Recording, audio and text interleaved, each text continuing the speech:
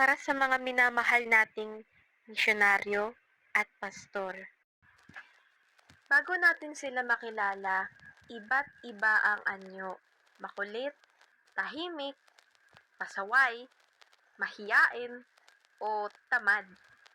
Mga ugaling di inaasahan, ngunit sa tawag ng Diyos nagbago.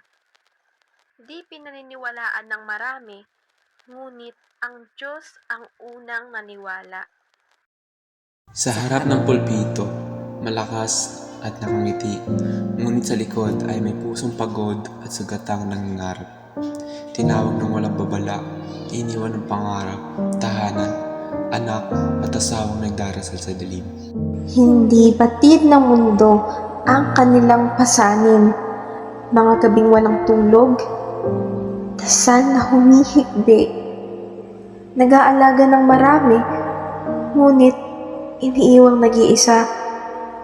Nagpakabuti, ngunit madalas pinupuna. Nag-aalala, ngunit bihirang naaalala. Ngunit patuloy silang nagmamahal ng mga kaluluwang hindi kilala. Ang laban nila ay tahimik at walang wakas, walang palakpak o papuri. Ngunit dahil sa yakap ng Diyos, sila ay nagpapagal. Sa bawat taon, ba naman ang kanilang puso'y nagduduro. Kaya't kahit may sakit, ikaw ay aalagaan. Kaya't ang iyong pangalan sa kanilang dasal ay mahalaga.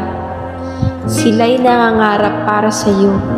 Kaya't nawa sa iyong kinabukasan, sila'y isama mo. Kaya't pasalamatan natin ang mga pastor at misyonaryo dahil sila ay nagsisilbing ilaw sa ating daan at nagbibigay inspirasyon.